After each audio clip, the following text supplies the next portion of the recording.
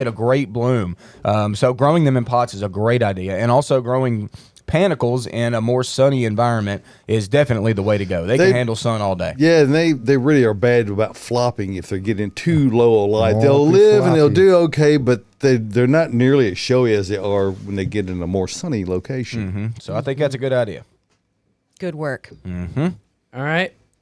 And is there any chance of my 50-foot or more cryptomeria trees that are brown from the flash freeze will survive? 50 foot. That's very... That's a big old tree. Very mature. Yeah, that's very mature. I've seen some really bad indications. Doesn't look good for cryptomeria. Doesn't look good for cupressus.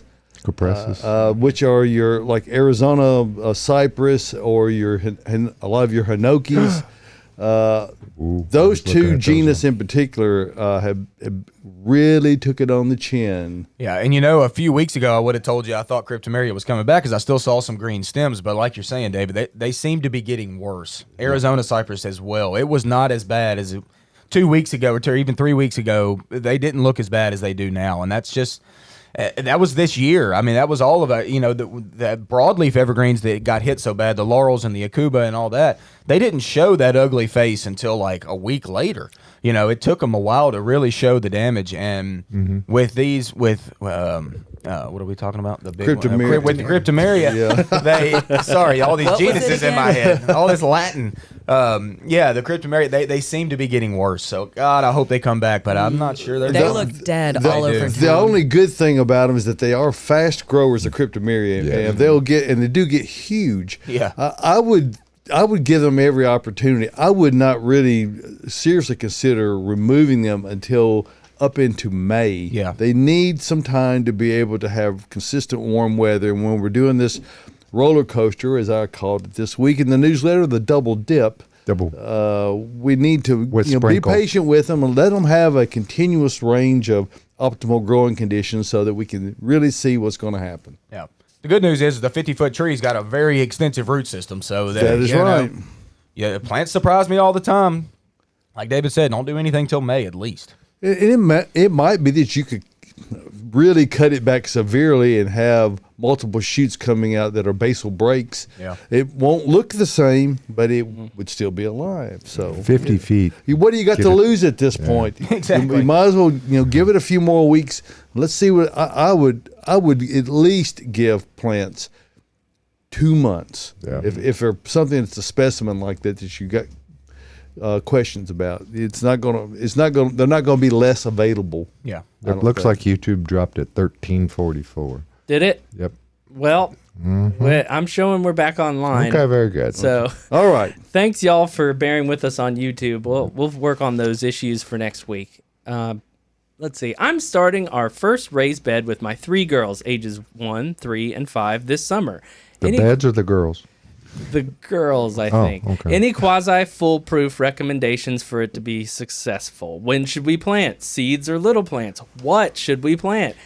Hold on, Josh. Does it need gravel and whatnot on the bottom layer? Okay, let's go with the daddy who's got the 3 young ones that match closest enough age-wise. Go, Austin. Tell them what to do. All right, so do a mix of all of it. All right, those kids need to see seeds popping up. There's nothing greater in the horticulture world than watching seeds germinate and then grow into full plants. So certainly try to start some seeds.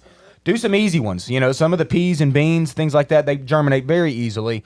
Lettuces germinate easily, so definitely do some seeds. Some of those things that are a little bit harder to germinate, say like peppers or tomatoes, you may just come out and just buy some of those, and that's a fun experience. Bring the kids out here. Let them run around. Pick their plants, ones that they want, and set them out. And the biggest key is to just do it. Make sure you just do it. All of these plants grow. They really do, y'all. You don't understand how much a vegetable garden can really explode on the first season. Things like squash can go from a little plant like this to a massive plant like this within weeks. And it's amazing for kids to see that. So teach them how to pull weeds. I know you've done that with your kids. Oh, they know how to pull weeds. Yeah. I used to pay for them. Yeah. $0.05 a piece, man. I'm telling you. Wow. My kids actually like to pull weeds. Yep. They feel like they're helping a lot, and they are, and it's a great little thing to do. It's work, but it's fun. So just do it. Just make sure you do it. And when it comes to the bottom of your raised bed, you don't necessarily need gravel down there. I mean, if it doesn't drain very well or something, I guess you could use it, but it's not really necessary. So make your raised beds, fill them with earth mix, and plant them with plants. That's the key. And just be out there and look at them every day. And Little orange chrysanthemums. That is a perfect segue here. We'll talk about earth mix for just a moment. And if you're serious about gardening, and after all, who isn't, you want to get the best results without having to go to an extraordinary amount of effort. That really comes down to what you're giving your plants to grow in. And when you use earth mix garden products, you're assured of having the most viable, most productive, yet it's totally organic. There are no there's no chemical fertilizers, there's no anything bad. It's all 100% organic, composted and blended right here in Nashville, Tennessee. So you need to ask for that one by name. Now, you're not going to find it at the big box stores because they don't have it. Earth Mix not offered there. It's only offered at the best professional locations around. And if you want to get an idea of where to find it, go to earthmix.net. Click on the Find Earth Mix tab, and you click on that, a whole range of these little pins will come up, and it'll show you over the eastern U.S., Tennessee, Kentucky, up into southern Ohio and Indiana. And we've got one coming soon in Alabama. That's right. So we're really especially pleased with Austin. Oh, I think everyone just heard that comment Austin just had. They're probably I give Tyler a hard time about They Alabama. probably He have hates Auburn on Alabama. and It's not a bad place. Wow. He's actually giving Tyler grief because Yeah, Tyler's he's a proud Huntsville native, so and he, as well he should be. But if you want to grow plants, get Earth Mix, and these are the great locations. You can zoom in, or you can put in turn-by-turn directions here by putting your address in right there. Just remember this: success in gardening begins at the ground level when you use Earth Mix garden products. And whether you're doing it for indoors or outdoor use, Caroline will be a big proponent on using Proganics I for indoor plants. Proganics O is an outdoor growing media. Earth Mix Garden, if you're doing a square foot type planter for your vegetable plants, it's a great thing to use. And it absolutely requires no amending at all. It's ready to use right out of the bag. Good stuff, Earth Mix. So thank you for that moment, and we'll get back to the questions. All right. Let's jump right in with percentage of hope for mature but northern exposed Distilleum and skip laurel in Green Hills. 15. Yeah. Skip laurel better than Distilleum, probably. Yeah, but I've seen some skipping Buffy's in Green Hills, though. Again, as we've already mentioned about other things, the passage of time, at least to this point, has only shown things to be getting more obvious how extensive the damage was. That doesn't mean that they won't come back, but boy, they've taken it on the chin. Distilleum, it's the first time we've really had cold weather. It was known all along that it was not of the hardiest of plants, I should say. But the laurels is a better chance of them coming out. Again, patience it's worth your time to be patient. It's a virtue. Yeah. It's a virtue. And Wow, Josh, profound. Deep. Distilleum takes a hit on normal winters a lot of times. Like the topmost growth gets singed a little bit, so you have to typically prune back anyway. So Distilleum, I'm on the fence about still. Now, I will say I got a picture yesterday. Joey Bovin, our perennial gal down there, took a picture for me as she was walking around in Germantown, and she sent me a picture of some Otto Lucan laurels that were flushing. I mean, flushing from the top, like there was a hedge of them, and they were all leafing back out, and it was from the tops. And that's part of the benefit of living in a urban setting is that you get, while we go 5 degrees colder here, they'll actually go 5 degrees warmer there. And those 5 degrees, I think, were difference makers for a lot of things. And they were, but y'all think about it. They had to deal with that. They got horribly wrecked over the winter, and now they're finally leafing back out. And then tonight we got a 20 degree night. Yeah. No. And they're at like an office building or something. So if nobody goes out there and covers those, well, then there's shock number 2 for the wintertime. They're going to lose all those new leaves. And then where are they going to come back from? So I tell you. it's a challenging run we're having here weather-wise. It is. All right, really next question. So, related to that, laurels. Sorry, let me cut the camera back. What should we do about laurel bushes that look 99% dead after the freeze? There's a tiny bit of green left on the top of a couple of bushes, but they're covered with brown leaves that are falling off. Should I cut them way down to see if they will come back, or pull them out and start over? Well, cutting them down is not going to let you know if they come back. I mean, they're going to either come back from the ground, from the middle, or from the top with the sticks on there. There's really nothing to do right now. I know they look horrible, and I know we've been telling y'all to wait, and y'all are getting tired of it because you want to do something. You want to be proactive. I get it. But we got to be patient with plants, with all plants. It doesn't matter what you do. Plants are slow. They do things slowly. So don't really do anything yet. I mean, Give it some time. if you just feel like you got to do something, if you want to go out there and cut them all halfway back, don't cut them back as to the furthest amount that you think they might need to be. You don't leave the one sticking up that's got green on top. Go ahead and cut it back too. Mm-hmm. And again, as I mentioned earlier, in the event they don't come out, you've left yourself enough of a lot easier to get it snatch out. it, Yeah, yeah. you don't want to cut it down to the ground and have to dig that out. Yeah, that's a lot harder. You need something to be able to hold on to. So We need to cover some peony questions. yes, All right. we got a bunch Okay, of well, them. actually, we just got one from YouTube too. Uh-huh. So here we go. We're going to combine like 4 into 1. Do peonies need covering in temps in the low 20s? Mine are between 6 to 12 inches tall. Here's another one from Google. My peonies are a few inches out of the ground. Should I cover them this weekend? And what temperature should the buds be covered? So, Okay, so I'm going to go ahead and jump in. I don't think I've ever in my life not seen a year where peonies bloom. I mean, like, you can see a little bit of leaf damage if you don't cover them or whatever, but they're still going to push new leaves and they're going to push blooms out of that. I don't think any weather event has ever caused peonies not to bloom whenever they're up and just leafed right now. You know, they're not thinking about setting buds or blooms yet. So you might see a little bit of damage on the topmost growth, but peonies are extremely, extremely hardy and long-lived plants. So if you got 100 other things you got to cover and peonies are on the list, that's one that you could maybe, let's put to the side. And if you don't get to it, you don't get to it. They're going to be fine.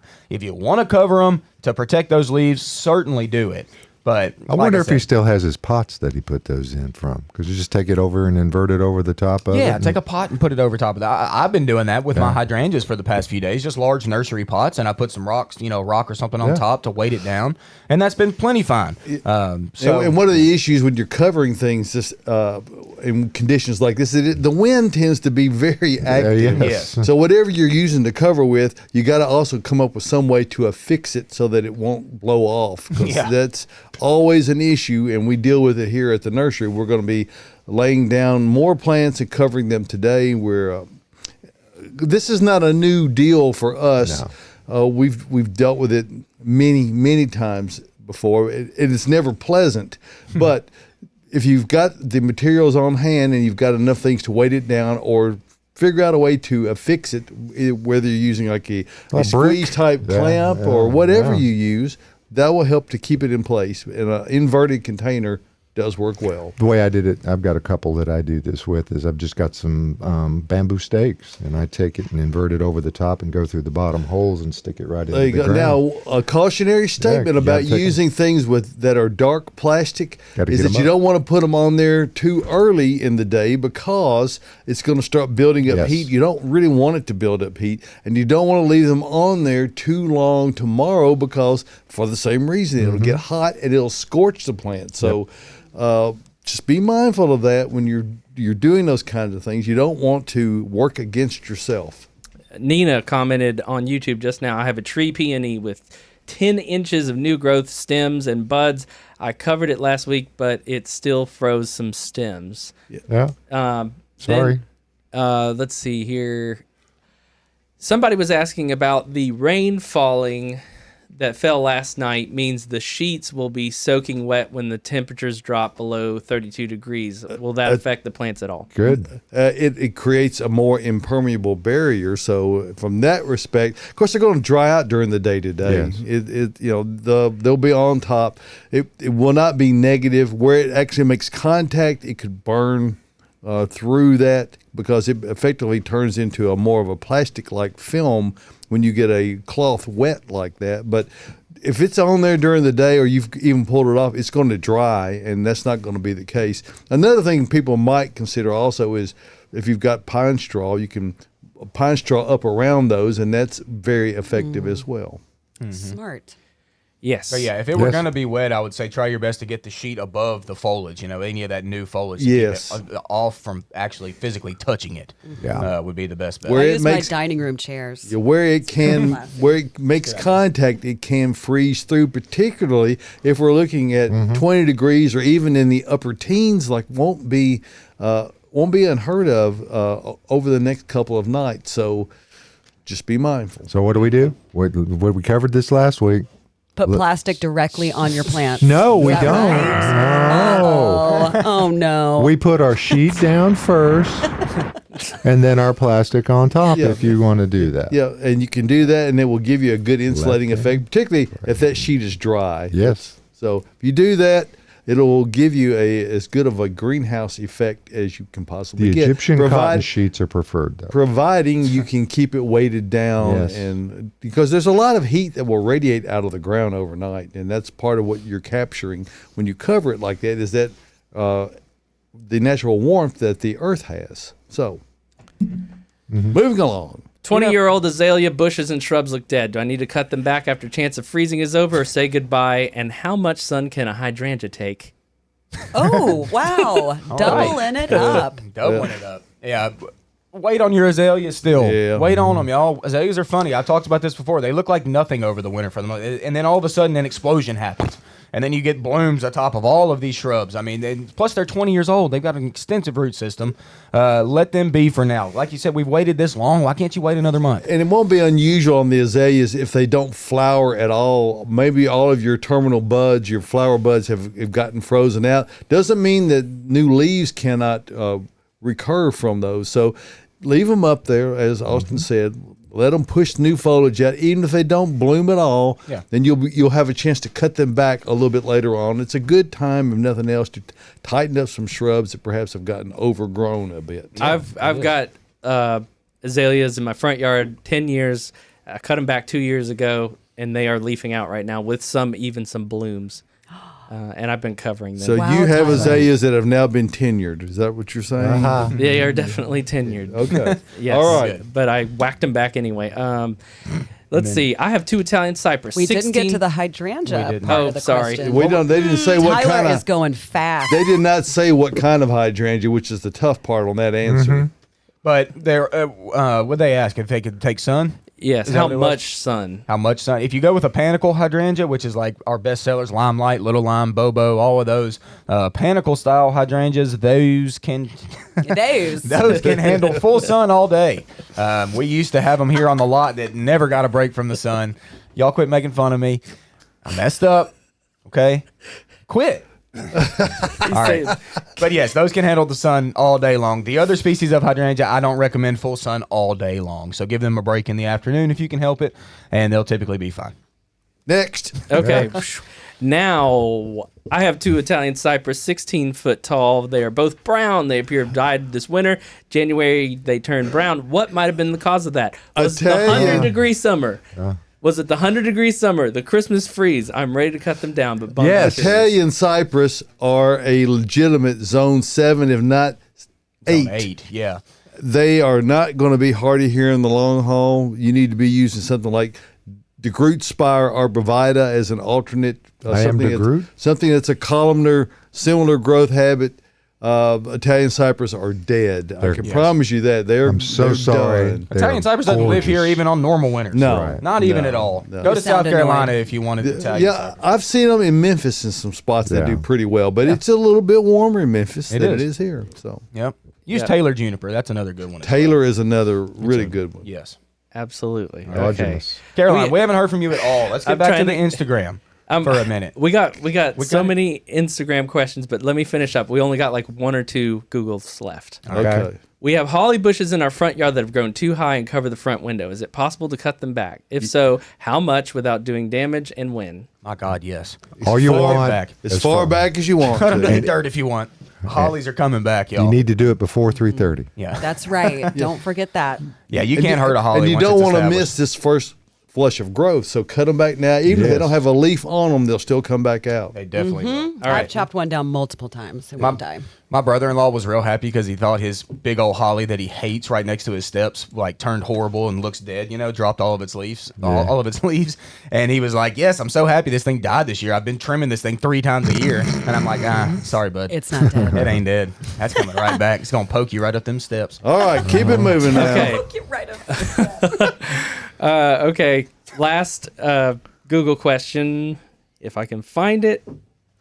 I want to plant a fig tree, but I'm afraid the deer will eat it before it can even bear fruit. They've eaten everything else, and I can't convince my son to put up a fence.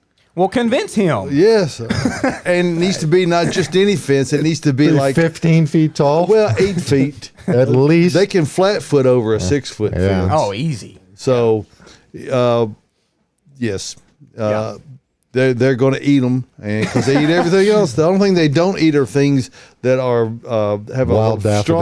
daffodils, But they don't like things that have a strong scent to them. So, Yeah. and they don't really like conifers unless there's just nothing else to choose from. Yeah, I mean they're not all that picky, but yeah, you're gonna have to get a fence around it. I mean they're gonna get in there. Yep. So It's hard like I to said, fence convince a fig, him. too. It's gonna happen. Yeah. I never have deer bothering my fig. Well, Get it, we- Tyler. Hey, we need to get Caroline in this No, program. I'm just saying. Tyler's like, absolutely not. I'm just saying I yield the floor to Caroline. There you go. Is it time? It's time. I It's know. time. I know everyone's missed my voice, so it's back. Evergreen foundation shrub, 3 to 4 feet. Some afternoon shade. Deer safe. I don't know if they mean safe or deer resistant. You're safe. Austin, here's the last part of the question. No boxwood. Sorry. let me see. Okay, hold we on. gotta There pull was it a lot. Cephalotaxis. Evergreen, Yeah. Foundation shrub 3 to 4 foot tall. Cephalotaxis. reading the Someone needs Plum their U. glasses. Deer safe. Oh god. Plum U. There you go.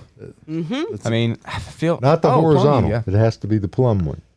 Well, that's just a common name for a cephalotaxis, Yeah. Josh. They're I love all plum U. the family is a I do plum too. U. I don't know why they're called plum U, Okay. but they are. I don't either. They're great plants. They really are. Really sprawly, really good. I always use the term space fillers because they're really good at that. And there are some more columnar kind of upright grower cultivars. We don't seem to have them very much because they sell out so fast. Right. But it's a good plant.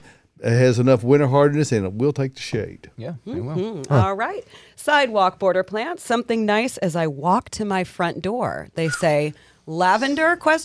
Or something else. I mean, that would smell lovely. Lavender would be great. As long as it's nice and well drained and full sun, lavender would be a good one. It doesn't always stay up and evergreen like through the wintertime, which is fine for a border. You know, borders don't necessarily have to be evergreen. We got a great selection right now of creeping phlox and candy tuft. If you're unfamiliar with candy tuft, that's a great little border plant. Huh. Beautiful so white cute. blooms. It is super Combined with cute. lavender. Combined with it. There Those you go. height differences. Uh-huh. Wonder how wide she wants Color them to be, though. contrast. Yes. My front border, which is my favorite because I chose it, is alliums, which is just an ornamental onion. They look somewhat similar to monkey grass a little bit, but they're way, way better.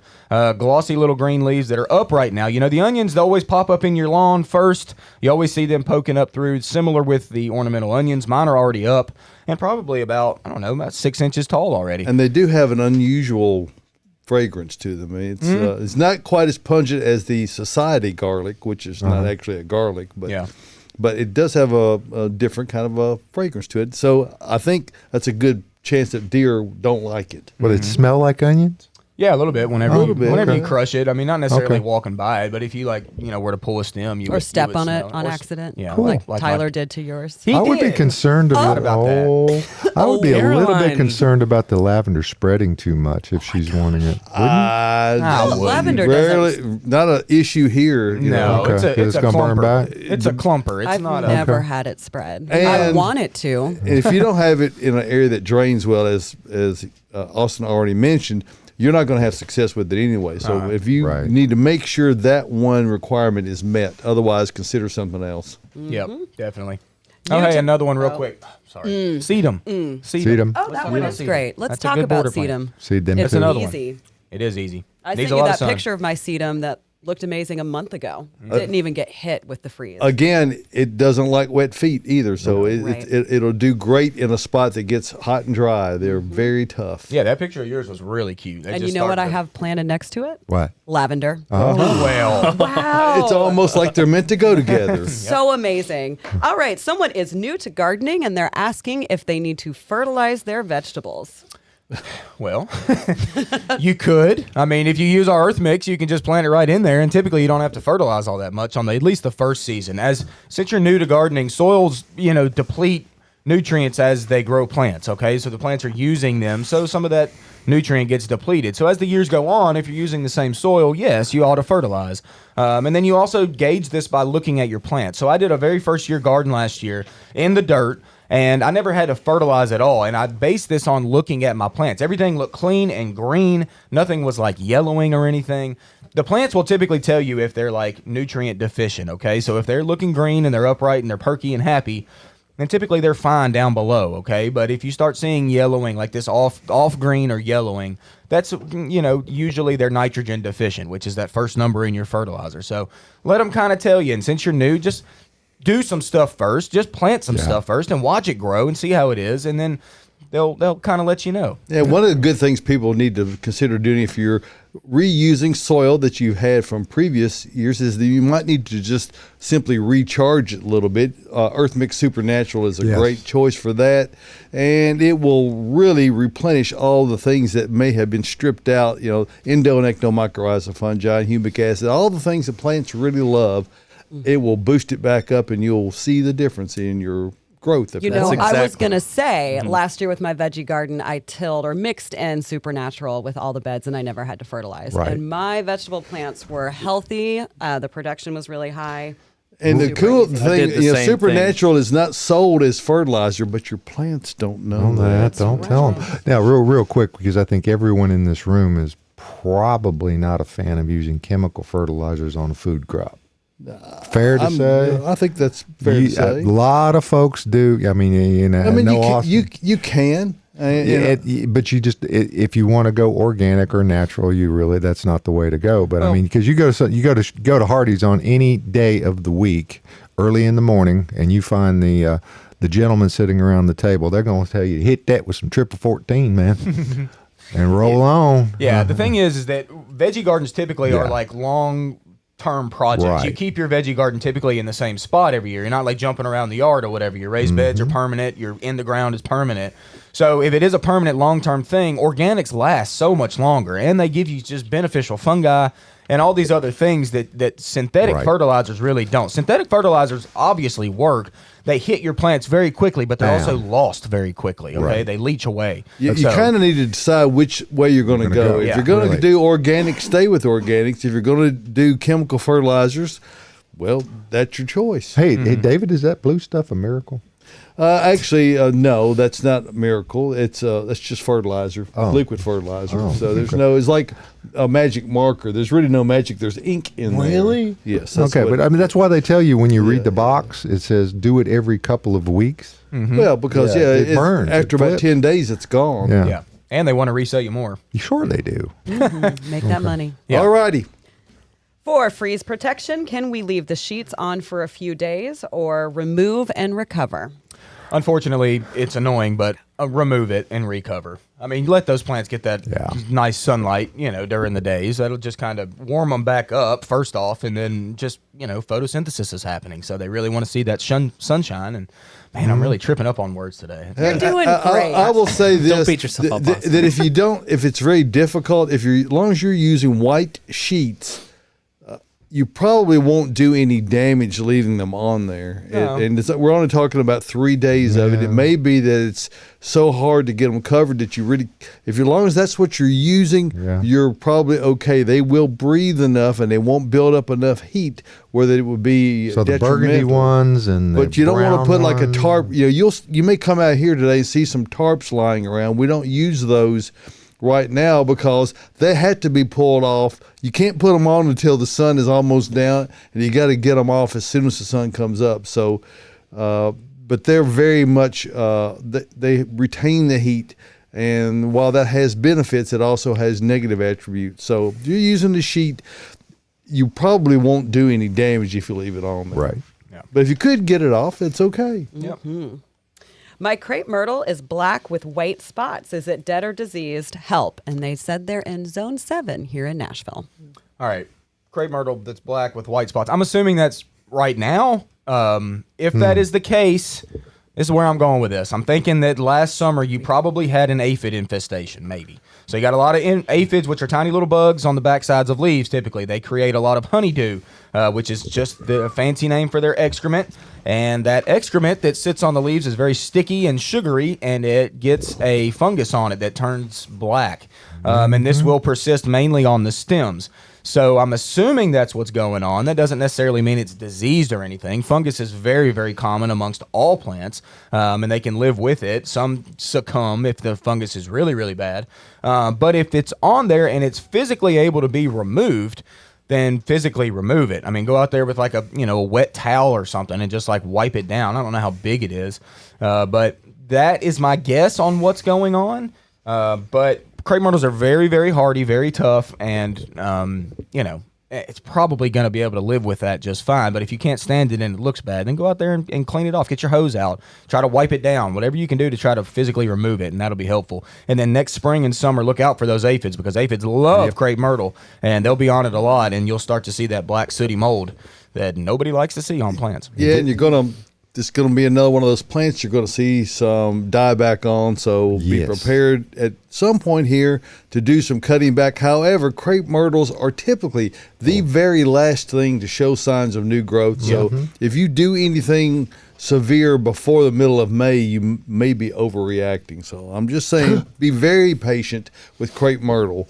If you've got Natchez crepe myrtle, they are the most tolerant of cold temperatures, so you'll be okay on that. Hey, let's talk about Bates Nursery and Garden Center for just a moment, because that's where we are. Yes, we are. And we've got this entire array of plant material that you're just dying to take home and put in the ground, and we've got it all here, and we've got it inside, and we've got it under cover, and you probably ought to, if you're going to get it today, that's fine. But you need to wait until probably Tuesday before you go out with it. We've got these cold nights here. We don't want to see you get damage on things. So if you take it home, it needs to go in the garage or in a basement until you do that. Do your plan. Make sure you get it in the right spot. Now, there may be things that are totally dormant where it's no issue on at all. But we do invite you to come out and see us. We're open from 9 until 4 o'clock. Monday through Saturday. It's noon to 4 on Sunday. And this is one of those situations where it's very nice that we have all of this extra storage area indoors that's in our sales area, so you can come in and shop inside, even though it may be quite chilly outside. We have a more temperature controlled situation in our atrium area that connects everything from our checkout through the tropical area where Caroline is, through all of our trees, through all of our shrubs, I should say, along with the Japanese maples, and then perennials and annuals on down in the greenhouse, all inside. So come out and check those out, and we'll be glad to help you, because this is all we do. We don't have other things that we do. You don't sell light bulbs? We don't sell light bulbs. Air filters? No. We're horticulturalists, and we're here to help you get the answers. Obviously, we've spent this morning answering a plethora of questions, and we'll answer your plethora of questions. Just come out and see us. We're conveniently located 1 mile north of Briley Parkway at exit 19 on Whites Creek Pike. That's just minutes from Rivergate, Opry Mills, Nashville West.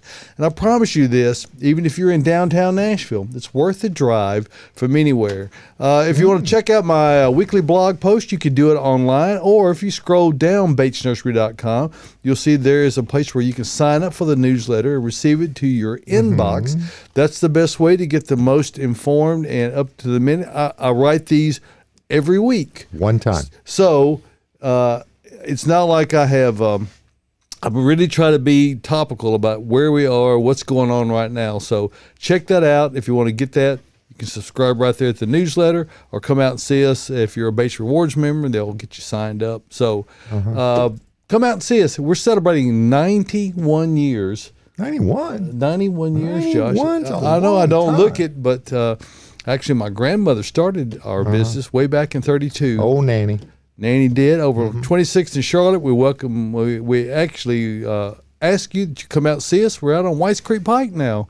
So that's a mile north. Come see us at Briley Parkway, Bates Nursery and Garden Center, beautifying Nashville since 1932. And all this stuff that's in the studio today, that all comes out of Caroline's area. Yeah, Oh my gosh, we got the some tropical pretty- touch going on today. Oh Well, yeah, we went wild. We decided that, maybe this weekend we're not going to buy like outdoor plants because it's getting a little chilly. Well, one Now, are thing these two in the corners, are these are citrus?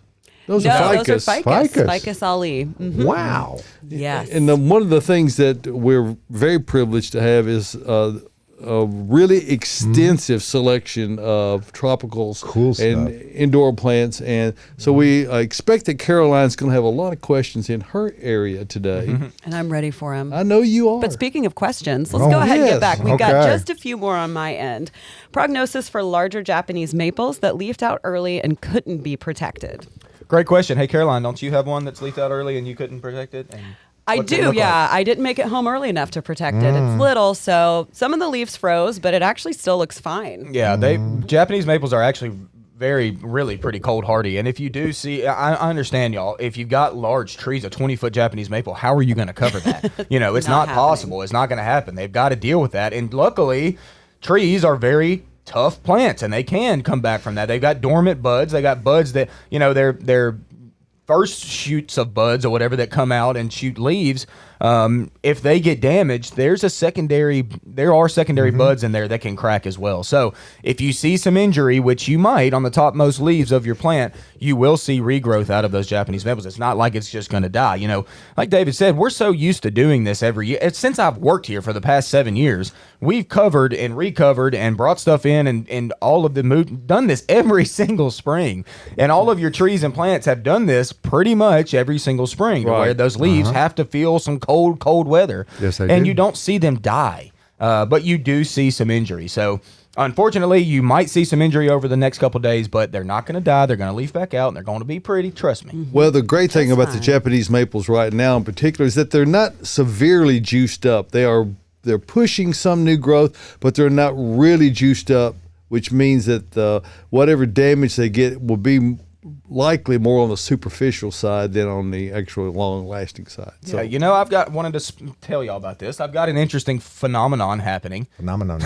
I've got a weeping Japanese maple, so a really tight green leaf weeper. It's called Ryusen. It's a beautiful variety. It's a tight weeper. It doesn't get real Right. fat. It stays real tight on itself, and it started to leaf out. And all of my there's some big leaves already, and they're all on what I call the skirt. So the skirt is starting to hit the ground, and the leaves that are the biggest are the ones that are around the ground. And then as you work up the plant, which you wouldn't think, is the tiniest leaves, even some buds that haven't even cracked yet. So it's got all these leaves down at the bottom and none at the top.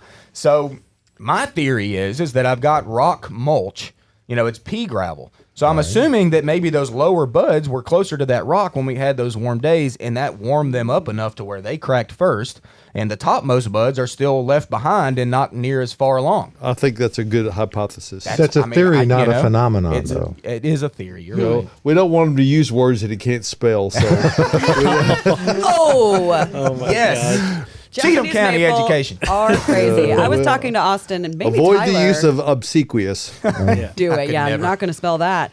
But all of my Japanese maple are budding out on the north side. All of the leaves on the north side of my 5 Japanese maple are open, and the south side is not. Which that's seems interesting a little as bit well. That's crazy. very. That's a phenomenon. Very, Yeah. yeah. I don't know what it is. I'll have to. Send that a may be picture. cultivar specific, is what I would guess. If they're not the same It's a variety. Yankee Japanese maple. Well, I It's mean, blooming you in the would think north? that on the south side they would be more advanced. Right. You would think. However, depending on the cultivar, some tend to flush out earlier than others. They may be totally different cultivars, and it just may be that the ones on your south side are the later emergent of foliage. Rather Well, than no, the, it's the side of the actual tree. Oh, like I all of the see. 5 trees, the north side leaves are open, but the south side is not. Well, how far is it from the house? Some of them are way out in my yard. My front yard's probably about an acre. So Well, they're they're dispersed just all being over. considerate. They're Yes. putting They on the are. show for you. That's what it is. It's They're curb like, "Good appeal, morning. yes, it Here is. I am. All right, we got a Miriam question. Miriam did not get her allium bulbs in the ground, and she's wondering, is it a fool's errand to do it now? No, I don't think so at all. I mean, They got to get planted sometime. That's true. I mean, don't let it sit in your house. Till next fall or whatever. So you may as well do it. They're going to flower late if they flower. They will flower late. Yeah, I and bought they're it. expensive. Yes, I bought a very nice elephant ear bulb that I'm glad I didn't put out in the ground. Oh, yeah. So. Well, allium and elephant ears are, of course, very different things. Oh yeah, but I didn't want to be out there with it. But anyway. yes, but if you've got allium, Miriam, then make allium, sure Miriam, Yes. allium. go ahead and get those in the ground, and let's see what happens. They are really a spectacular springtime flowering or early summer. Yeah, I they're need unreal. to get some of those. Tyler has put a picture up here on the studio Yes, I monitor. have. Oh god. What is it? So this What is is it? a question from my mom. From Mama. Sorry, Hey, Mama. Is that actually going out over the wire? Hey, or is Shirley. It, It will be here in a moment. All right. Shirley, what is that? Oh, eucalyptus. This Look, it's is- still green. This is eucalyptus, but she's got these. It's kind of turned this reddish with some spots on it, and her other one is fine. Are there pandas in the area? That Wow. Look at that. Did she leave one's- them outside all winter, or did she take them in for the? Because I know I that's think the she might- glacier, the Gorgeous. hardy. Yes, the glacier one. And I had the same thing happen with mine because we got son and mother gorgeous. plants. Oh my god. I say she With has our a glaciers. decision here. Yes. I'd say either cut both of them back to where they match if that's important to Yeah. you, or just cut the one and let it come back out. Gorgeous. So Okay, cool. But the one's going to be a lot more bushy than if you cut it back. Yes. If you want them to match, cut them both. It's not going to hurt them. Well, see, I cut mine back because mine looked the same way, just kind of out of instinct, and I'm seeing these little tiny buds show up at the bottom of them. That's right what now. happens. These little red nubs. So, and then one other question she had was she overwintered a king fern, and it's got new growth, and she's wondering if she needs to cut it back just to make it uniform for it to flush out again. No. No. You said no. Well, ferns are kind of funny. They're a whole different ball game because they send out a whole frond, and you don't necessarily really cut that and then see like new growth from that leaf. It all comes, Was from she talking that about the basal old plant. growth though? Yeah. I mean, the old growth. If it starts looking bad, you can remove a frond here and there Yeah. as you go along. But there's no need to go through and cut it back overall necessarily. No, but I mean, if it's old, yucky looking fronds, take those Frond away. specific. I gave my Boston a full haircut. Now it's got a lot of new little. That's the way to do it with ferns, with that old foliage. Okay, let's get to Yeah. just a handful more questions. I also it. have a couple live ones. Okay, Alive. take it Yeah. away, Tyler. All right. Well, Nina said, my neighbor has taped black plastic bags on the defoliated hollies. Should I knock on their door and tell them No. without the cover? I It wouldn't won't really talk to matter. these people. No. I don't think it's going to matter on those. You've got. Yes, you're making contact with the plant, but you've got black plastic on dead stems. Yeah. And But so they- your structure effectively is going to get much warmer than it should get. We try to educate people the best we can, and Reporter to sometimes, the HOA, sometimes you need to let other people do little research for you. Maybe that's what this falls into. Is Uncle let- Phil Valentine used to call that stupid text, didn't he? well, I'm Yeah. not going to call it stupid. I'm just going to say that we're going to allow them to take an alternate route and see where it goes. Hey, you know what? Why? Maybe they know something we don't know. Really? Maybe That they're could gonna, be. Maybe they're going to heat up those hollies enough to where they're going to leaf out quicker than all of ours would. Who knows? maybe. Plants are funny. Yeah. And So- my hollies, my needle points are budded up, and they have some tip dieback now at the black, probably about a couple inches. Yeah. But they're ready to flush. Oh, It's they're just gonna not flush. quite there yet. Alexander on the Bates Facebook, I need an evergreen for privacy. Anything that will not get past 12 feet. Emerald Yeah, emeralds. I mean, you can. They'll get around Okay. it. Emerald arborvitae. That's about what they get up to. Yeah. And we don't need to say a whole lot more than that. They're, Okay. they're the most widely used screening plant for sunny locations that there is in this part of the world. So that's all I've got over here. All right. One more quick live one from the Facebook page. Is now the time to feed my trees? What kind of food would you recommend? Yeah, now is the time to feed your Yep. trees for sure. And recommendations, we sell all of our Espoma products are all organic, and we sell like tree tone, specifically for trees. Now you could use almost any of the products, and you know, as long as you're getting something down, you're ahead of the game. I don't know how big your trees are. Large trees don't really need to be fertilized, y'all. If they're they got- young trees, though, then yeah, it never hurts to. You got big bags of the stuff if you need a bunch of it too. Saw it. We do like 40-pound bags. Yeah, 40 Oh, pound. yeah. You can get a lot of trees done real quick. You can get so many trees. Okay, on. what else we got? 2 to 3 foot evergreen, part full shade shrub for around a fire pit, ideally native and flowering. All right, let's go. You know what? Let's go chokeberry on this one. Don't nobody know about chokeberry hardly. It's a Don't beautiful little nobody white know. white blooming plant that has berries that persist through the winter and has excellent fall color. Now, will it get bigger than 2 to 3 feet? Yes. There are varieties that's supposed to stay smaller. There's one that's called. How cute is this? It's called ground hug. Oh my god. Who named that plant? I don't know, but it's pretty cool. It's literally, it goes like straight sideways. We have some at the nursery right now, and you can see their Thug. stems, and they like literally stay really low. But like I said, it's an excellent native plant. Joy loves them. She's our native queen, and it's a good little plant. Try that out. Come out and check it out. All right, one more native question to get Uh-oh. in. What native flowering varieties do you have for creating privacy? Chokeberry. Ooh, flowers. Chokeberry, there. Let's go Native back with flowers chokeberry. creating privacy. How about Crossvine. crossvine? If you put up a If you trellis or wanna a do a fence vine. line, Yeah, on a that's vine. good. How about deciduous holly? That's cool. It has berries that persist over the wintertime as well. Not that much privacy in the winter, Not but great, but I mean a little bit. We don't have a ton of evergreens here, y'all, that are native. We just don't. no. Juniper comes to mind, but that's Even not flowering. hemlock it's not. Yeah. It's Canadian. Yeah. It's but, I mean it's kind of. it's become naturalized. But they and you want do see flowering. some there are, in East Tennessee. You do see some really large ones. So I don't know that it's considered native, but it's almost. Yeah, What about large Fothergilla? there you go. That's a good Lodge Fothergill. excellent fall color. Once again, it's a very Because they skinny have plant. dwarf varieties, but they get up, 10 feet? Yeah, They they do can get get eight big, feet. yeah. I mean, they're kind of slow to get there. Once again, chokeberry. I mean, chokeberry, a lot of the native varieties, just your straight species, gets very large. I mean, they can get upwards of 12 feet tall. Beautiful flowering plant with berries that persist. Great fall color. Wow. Chokeberry. Guys, Nothing wrong with that. Try We have gotten through an hour here. Do we have any last question that we need to get out here? You know, we've got some just on the Instagram, which we will answer in our stories Okay. midweek next week. So if we didn't get to your question and you are watching, don't worry. We will answer it. Check back in our stories. Nah, we're and just we will going to get to ignore it. you. We're not. We gonna, would yeah. Not never. We would ignoring. never. This was a rapid fire Boy, hour game. aren't you kidding. Thanks for everyone for tuning in and for all the great participation here in studio. Josh, thanks for being here today. Thank you for being here, You know what? David I was in Bates. the neighborhood. Yeah, What getting the around, hey? out and about. So we invite you to come back and see us next week. Of course, this is available anytime, 24 hours a day, Yeah. 366 days. including all the back episodes. So Yes. check it out. The At Home Show. Josh, Cary, David Bates. We'll see you next time.